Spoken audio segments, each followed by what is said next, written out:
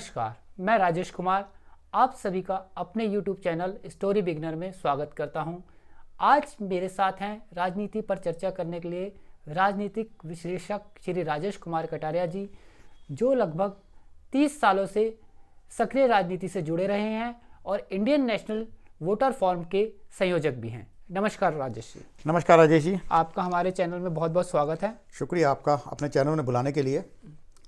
Sir, हम आपसे ये जानना चाहेंगे राजनीति के बारे में, जो आजकल राजनीति के हालात हैं उन पे आपके क्या विचार हैं? राजेश जी, वर्तमान राजनीतिक जो हालात हैं महत्वपूर्ण चर्चा का विषय है, क्योंकि आजकल मैं देखता हूं कि युवाओं को खासतौर से राजनीति से जुड़ा होना चाहिए, क्योंकि राजनीति में पिछले 10 सालों में जितने बदलाव आए हैं, हमारे देश ने इतने बदलाव शायद कभी देखे नहीं हैं। लेकिन युवाओं में एक बड़ी उदासीनता है, और आजकल दिल्ली में चुनावों का माहौल है, यूपी में चुनावों का माहौल है, पंजाब में चुनाव का माहौल है। तो इतनी सरगर्मियों के बावजूद भी युवाओं में वो उत्साह नहीं है जो आज से 25-30 साल पहले तक युवाओं में हुआ करता था। देश की जनता में एक बड़ा उत्साह होता था कि हम लोग सरकार को बना रहे हैं, नई सरकार चेंज हो सकती है, अगर बदलाव होंगे तो क्या क्या होंगे, इन पर चर्चाएं हुआ करती थी। अभी कुछ दिन पहले आपने देखा कि आज हमारे देश का जो बजट है, मैं आपको याद दिलाना चाहूँगा कि 1947 में मात्र 171 करोड़ रुपए का बजट आज बढ़कर 39 लाख करोड़ रुपए का हो गया। गुलामी के बाद से आज़ाद हुए देशों में ये एक बहुत बड़ी और बहुत महान सफलता है। लोकतंत्र की एक बहुत बड़ी अहम विजय है ये। हर देशवासी को इस पर फख्र होना चाहिए। हमें गर्व होना चाहिए कि हमारे देश ने कुछ ही सालों में इतनी तरक्की की। लेकिन किसी भी, खासतौर से मैं मीडिया को इसके लिए थोड़ा सा कहना चाहूँगा कि मीडिया को इन सब चीज़ों को दिखाना चाहिए था। उन्हें छात्रों से खासतौर से विचार करना चाहिए था कि वो क्या समझते हैं कि देश की इतनी तरक्की के बाद। लेकिन आज हम देखते हैं कि चुनावी माहौल में भी दलगत राजनीति है। लोग अपनी पार्टियों से जुड़े हुए हैं और सिर्फ अपनी पार्टी को ही उन्होंने भगवान का दर्जा दे दिया है, जो गलत है।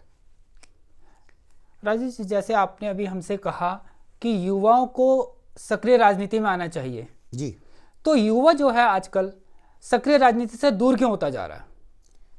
क्या कारण है इसके? ये राजनीतिक उदासीनता इसलिए भी है कि आज युवाओं को ऐसा लगता है कि जो राजनीति है वो पार्टियों का काम है, उसमें एक आम आदमी को कोई भूमिका निभाने का ना तो कोई अवसर है और ना ही उनका कोई दायित्व है। और यही उनकी सबसे बड़ी गलती है। और पिछले कुछ सालों में राजनेताओं ने उन लोगों को उदासीन किया भी है। आप देखेंगे कि ना तो किसी युवाओं को बहुत ज़्यादा प्रोत्साहन मिल रहा है, ना ही उन्हें इस तरह के सब्जेक्ट्स को पढ़ाया जा रहा है कि उन्हें राजनीति और शासन को चलाने की प्रेरणा मिले। जब आप अपनी एजुकेशन सिस्टम से इन सब बातों को निकाल देते हैं तो उदासीनता आना स्वाभाविक है जी। तो इसके लिए तो राजनीतिक पार्टियों को और जो हमारे शिक्षा को बढ़ाने वाले लोग हैं उनको चाहिए कि एजुकेशन सिस्टम में इस बात को लाएं कि शासन किस प्रकार से चलाना चाहिए और किस तरह से उस शासन को अच्छी प्रकार से चलाया जा सकता है। युवाओं को उस बारे में पूरा ज्ञान हो और वो उसी तरह से देश के लिए अपने अपने कर्तव्यों का वहन कर सकें। आपको क्या लगता है कि जो चुनाव के आधारभूत मुद्दे थे जी, वो भी बदल गए हैं? जी हाँ, बिल्कुल। पहले चुनाव के आधारभूत मुद्दे हुआ करते थे। अगर आप राष्ट्रीय चुनाव को लेते हैं तो उस टाइम पर एजेंडा हुआ करता था पार्टी का एक पोर्टफोलियो होता था कि हमारा यह एजेंडा है कि हम देश को इस तरह से विकास की ओर ले जा सकते हैं। उनके पास एक ड्राफ्टिंग होती थी, सालों साल तक नेता मेहनत करते थे और उसके लिए, और जो उनके पार्टी के जो सीनियर लोग हुआ करते थे वो बैठकर विचार करते थे, जनता के बीच में जाते थे, उनके मुद्दों को जानते थे कि किस किस कारण से जनता को कहाँ कहाँ प्रभावित किया जा रहा है और कहाँ हम लोग उनको अगर ये कार्य करेंगे तो हमारी पार्टी का भी लाभ होगा और देश का भी लाभ होगा। वो देश की तरक्की के लिए कार्य करते थे। लेकिन पिछले कुछ सालों में देखा गया कि जो असली मुद्दे हैं देश के, चाहे वो नौकरी हो, चाहे वो बिजनेस हो, चाहे वो और बहुत सारे जो मूलभूत ढांचा है हमारा वो हो, इसमें एक अलग परिवर्तन आया आपको क्या मतलब, आप ये कहना चाहते हैं कि इस समय जो है एजेंडे नहीं रहे? नहीं सर, आप पत्रकारिता में हैं, आप मुझसे ज़्यादा इस बात पर प्रकाश डाल सकते हैं कि एजेंडा आजकल तो हिजाब का है, और मीडिया वही दिखाती है कि हिजाब, एक लड़की ने हिजाब कर लिया, एक छोटा सा मुद्दा था, आप देखेंगे उसे कैसे राष्ट्रीय स्तर का मुद्दा बना दिया गया। क्या वोट हिजाब और मंदिर में पूजा करने को लेकर के दिया जाना चाहिए? आप समझते हैं कि युवाओं का ये एजेंडा ठीक तो है, आप क्या या कहना राजनीतिक चाहते हैं पार्टियों का कि एजेंडा ये वोट ठीक जो है? है, जो विकास के मुद्दे और भी चल रहे हैं आजकल, जहां पर हमने विकास करा है, हमारी देश की सरकारें ने विकास करा है, तो वो बेकार हैं?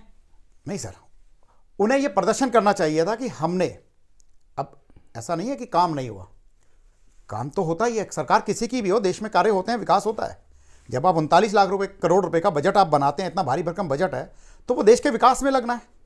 कोई ना तो हमारे प्रधानमंत्री जी ने उसको अपनी जेब में डालना है, ना विपक्ष के किसी नेता ने उसको अपनी जेब में डालना है, वो विकास कार्यों में ही लगना है। लेकिन वो किस तरह से लगाया जा रहा है, जनता को आप उसको समझाइए कि हमने विकास किया है, आप हमारे कार्यों को देखकर वोट दें, आप हिजाब को देखकर वोट ना दें। आप हिंदू मुसलमान धर्म जातिगत रूप से प्रभावित होकर वोट ना दें। मैं इंडियन वोटर फोरम, इसीलिए मैंने इसको आगे बढ़ाया है कि मैं वोटर्स को ये समझा सकूं कि वोट देना आपका कर्तव्य नहीं, आपका अधिकार भी है। और आप अगर सिर्फ अधिकार समझ के उसे डालाते हो तो फिर आपका कर्तव्य कहाँ रहा? उसमें आपका कर्तव्य क्या है? आपको वोट डालने से पहले ये सोचना होगा कि आप जिस पार्टी को वोट देना चाह रहे हो, वो पार्टी आपके लिए हुए वोट से ही तो कानून बनाएगी संसद में जाकर। वो कानून आपके लिए बना रही है या किन्हीं और ताकतों को मजबूत करने के लिए बना रही है? नहीं, तो आप ये कहना चाह रहे हैं इसका मतलब कि जो वोटर है वो सोचता नहीं है वोट डालते वक्त? सच्चाई है, क्योंकि वोटर को प्रभावित कर दिया गया है। आप मीडिया में देखेंगे तो उनको प्रभावित करने के नए नए तरीके इजाद किए जाते हैं। तो वोटर किस आधार पर वोट डाले? इसके लिए सामाजिक संस्थाओं को आगे आना पड़ेगा। विशुद्ध रूप से ये पार्टियों का और राजनेताओं का कर्तव्य बनता है कि वो वोटर को ये बात समझाएं कि जिस टाइम पर वो अपना मेमोरेंडम लाते हैं, अपना मैनिफेस्टो लाते हैं, तो उस मैनिफेस्टो में सारी चीज़ें हैं कि हम ये काम करेंगे, ये काम करेंगे, ये काम करेंगे, ये काम करेंगे। उसमें ऐसा क्यों नहीं है कि अगर हम ये काम नहीं करेंगे तो आपका ये हक है कि आप हमें वापस बुला लीजिए? नहीं, तो कई बार किन्हीं हालातों में नहीं भी कर पाती पार्टी काम। नहीं कर पाती तो उसका कारण बताए सरकार कि हमने क्यों नहीं किया। पीछे एजेंडा था, पीछे जो सरकारें आई उनका एजेंडा था कि हम ये काम करेंगे, उन्होंने वो काम किए। ये बात तो हम मानेंगे कि सरकारें अपनी तरफ से जी ईमानदारी से काम करने की कोशिश करती हैं, और हर बड़े काम में थोड़ी कमियां रह ही जाती है ना चाहते हुए भी। तो इस पे आप क्या कहना चाहेंगे? जी, मैं आपकी इस बात से तारुफ मैं रखता नहीं हूँ, क्योंकि पिछले 10 सालों में जो इस देश में हुआ वो होना चाहिए नहीं था। जो पॉलिसीज़ आई हैं, जो नीतियाँ बनी हैं, वो नीतियाँ आर्थिक रूप से इस देश को विफल करने वाली होंगी। आप अगर थोड़ा दूरदर्शी होकर आप सोचेंगे तो आपको नज़र आएगा कि ये जो नीतियाँ बनाई गई हैं ये भारत देश के लोगों के लिए नहीं है, ये तो विदेशों को लाभ पहुँचाने वाली हैं। खास तौर से मैं एफडीआई की बात करूँगा।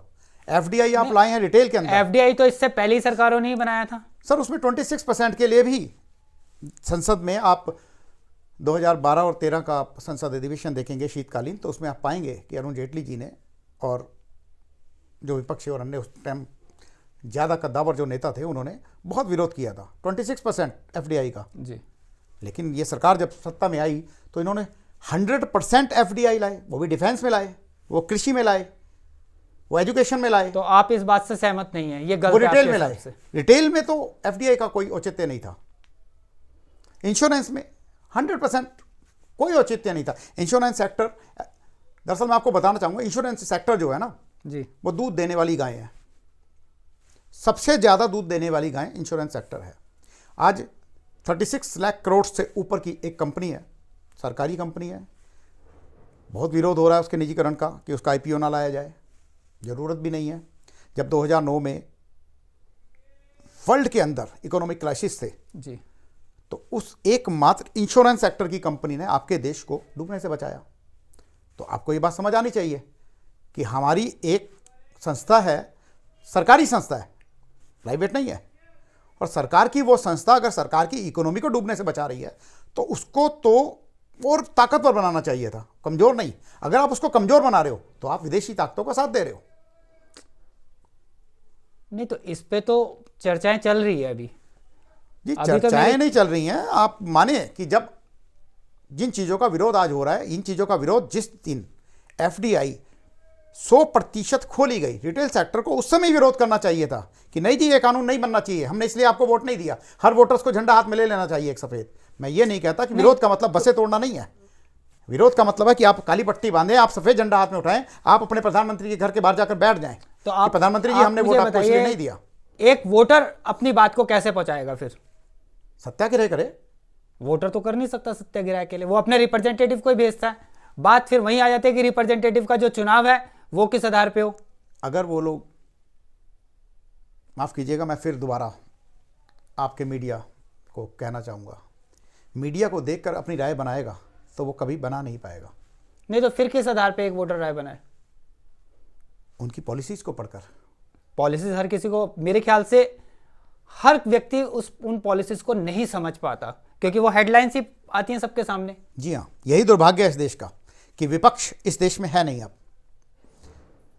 इस देश की सबसे बड़ी पार्टी जो आज ऐसा लगता है कि वो आत्महत्या कर लेना चाहती है या जानबूझकर उसको मारा जा रहा है, एक वरिष्ठ विपक्ष के रूप में खड़ी नहीं हो पाई। उन्हें एक ताकत और विपक्ष के रूप में खड़ा होना चाहिए था। जो इस तरह की नीतियां जो बनाई गई हैं उनका विरोध करना चाहिए था, लेकिन मैं देखता हूं कि किसी भी क्षेत्रीय पार्टी ने भी उसका विरोध नहीं किया। तो इसका अर्थात आप क्या लेंगे कि सभी राजनीतिक रूप से जो लोग हम लोगों के ऊपर शासन करना चाहते हैं, अब कहीं ना कहीं उनके दिमाग में राजशाही है कि हम 5 साल के लिए राजा बनते हैं, हम लोग पब्लिक सर्वेंट नहीं हैं, हम जनसेवक नहीं हैं, अगर हमें चुनाव में जितवा दिया गया तो हम राजा की तरह बिहेव करेंगे। ऐसा नहीं है। एक पुराना गाना आपको एक लाइन सुनाना चाहूँगा। हम सब हैं चौकीदार, सुना होगा आपने। कुछ तो आकर चले गए, कुछ जाने को तैयार। हर नेता को इस बात को समझना होगा कि हम सब लोग देश के चौकीदार ही हैं, हम लोग राजा नहीं हैं। लोकतंत्र है, कानून आज बनेगा तो आने वाले समय में जो सरकारें आएंगी वो उस कानून को पलट भी सकती हैं। आप आज गलत कानून बनाएंगे तो कल सही कानून बना करके आपको भी उसके दायरे में लाया जा नहीं सकता तो फिर तो हम इसी मजदार में लटके रहेंगे ना। एक कानून बनाए, एक कानून बदले, फिर तो विकास कहाँ अगर होगा? गलत कानून बनेगा तो उसके विरोध में और सही कानून लाना पड़ेगा। इस बात का कौन डिसाइड करेगा कि कानून गलत है या सही है? क्योंकि उसके परिणाम तो 5 या 6 या 10 साल बाद आते हैं। जी हाँ, जिस टाइम नोटबंदी हुई तो मैंने कहा था कि इसका फ़ायदा सीधे रूप से एक विशेष देश को जाएगा, और गया। बाद में जब विदेशों के अर्थशास्त्रियों ने इस बात को माना कि हिंदुस्तान में हुई नोटबंदी का फ़ायदा सिर्फ पश्चिमी देशों को, ख़ासतौर से 1 या 2 देशों को मिला है, तो प्रश्न खड़े किए गए और हम मुस्कुराकर चले गए, क्योंकि कारवां गुजर चुका था और गुबार बाकी था। एक युद्ध से भी इतना किसी देश को नुकसान नहीं हो सकता जितना एक नोटबंदी से आम हिंदुस्तान को होने वाला था। आज आप जीडीपी बढ़ाने की बात करते हैं, जीडीपी बढ़ती है, इसका अर्थ ये नहीं है कि आम आदमी की इनकम भी बढ़ गई। बहुत सारे स्थानीय लोगों को ये शिकायत होती है कि जीता हुआ जो प्रत्याशी होता है, चाहे वो विधायक हों या फिर काउंसलर हों हमारे, वो अपनी पार्टी के लोगों का काम तो करते हैं, लेकिन स्थानीय लोगों का, जो आम आदमी है, उनकी बात को वो नहीं सुनते। और ये शिकायत होना बिल्कुल दुरुस्त है, क्योंकि उनकी जवाबदेही है। पार्टी ने उनके लिए काम किया है, पार्टी ने उनको टिकट दी है, पार्टी ने उनका एक बहुत अच्छा माहौल तैयार किया है चुनाव लड़ने का, तो वो उनके प्रति उनकी जवाबदेही है। वो अपने कार्यकर्ताओं का काम करते हैं, पहले होना भी चाहिए। लेकिन ये बात जनता को समझनी चाहिए कि जब एक छोटा इलेक्शन है, एक छोटे से वार्ड का इलेक्शन है, तो वार्ड के अंदर बहुत सारे योग्य लोग होते हैं। ज़रूरी नहीं है कि वो किसी पार्टी से जुड़े हों, हो सकता है आपके घर में भी कोई नेता हो। अपने घरों में भी राजनीतिक जागरूकता लाइए। राजनीति कोई बहस का विषय नहीं है, राजनीति देशभक्ति का विषय है। अगर आज आप अच्छे देशभक्त बनना चाहते हैं तो आपको राजनीतिक परिदृश्य को समझना ही चाहिए। अपने बच्चों को आपको इसे समझाना ही चाहिए कि राजनीति उन्हें समझ में आएगी, तभी वो शासन तंत्र को समझ पाएंगे, अपने प्रति अन्याय नहीं होने देंगे, उन्हें न्यायिक रूप से हर चीज़ वो मिलेगी। आप विदेशों में जो देखते हैं कि यार वहाँ तो ये सब कुछ है, तो वहाँ की जनता जागरूक है, इसलिए है। अगर हमारे देश में भी वोटर्स जागरूक होगा तो नेता को तो बिल्कुल सेवा ही करनी पड़ेगी। आप समझिए इस बात को। आप जागरूक होंगे तब नेता जागरूक होगा, नहीं तो वो निरंकुश हो जाएगा। जनता अगर उन पर अंकुश नहीं लगाएगी तो वो निरंकुश हो जाएंगे। निरंकुश नेता आक्रमणकारी दुश्मन से भी ज़्यादा घातक होता है देश के लिए। इस बात को आप विनोटेड कर लीजिए। किसी भी नेता को, कोई भी पार्टी हो, कोई भी प्रत्याशी हो, निरंकुश नहीं होने देना है। आपके वोट का अंकुश उनके ऊपर रहना ही चाहिए। आपका वोट ही आपकी ताकत है, आपका वोट ही आपकी हथियार है, आपका वोट ही आपका सब कुछ है। मैंने कई बार पब्लिक मीटिंग्स में इस बात को कहा है कि कोई ग्रह, कोई समय, कोई नज़र, कोई टोटका आपका भविष्य तय नहीं करती इस देश में। जो नेता जीत कर जाते हैं वो आपका भविष्य निर्धारित करते हैं। अनुमान से लगाई हुई बातों से देश नहीं चलना चाहिए। कोरोना काल हमने देखा, बहुत सारे लोगों में भ्रांतियां भी कि कोरोना है भी या नहीं है, लेकिन आकस्मिक रूप से लगाए गए कर्फ्यू से लाखों लोगों को रोजगार खोना पड़ा, करोड़ों लोग विस्थापित हुए। ऐसे हालात हो गए कि जैसे कि कोई नया देश बन रहा है, जाना ही पड़ेगा, इतनी अव्यवस्था फैल गई। ऐसे अदूरदर्शी सोच की कभी भी कोई निर्णय आपके ऊपर ना थोपा जाए, इसको सुनिश्चित कीजिए कि पब्लिक की राय लिए बिना ऐसे कोई भी दोबारा फैसले नहीं आने चाहिए। कब होगा?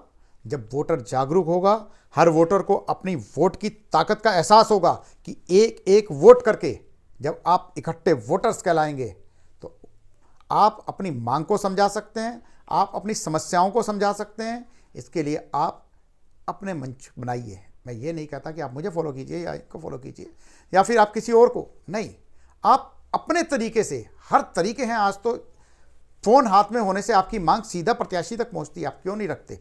आप रखिए कि हमारे यहाँ की क्षेत्र की ये समस्याएं हैं, आप कल इतने बजे हमारे यहाँ आइएगा, हम आपका स्वागत तो करेंगे, लेकिन आप ये एजेंडा लाइएगा कि आप हमारी समस्याओं को कैसे दूर करेंगे, चाहे वो मुद्दे राष्ट्रीय हों, चाहे वो स्थानीय हों। ठीक है राजेश जी, इसी के साथ में आपसे आपने हमें बहुत बहुत समय दिया और बहुत बहुत शुक्रिया आपका और आपके चैनल का। आप ये बहुत एक अच्छा कार्य कर रहे हैं जनता को जागृत करने के लिए। नमस्कार। सभी वोटर्स को मेरा नमस्कार।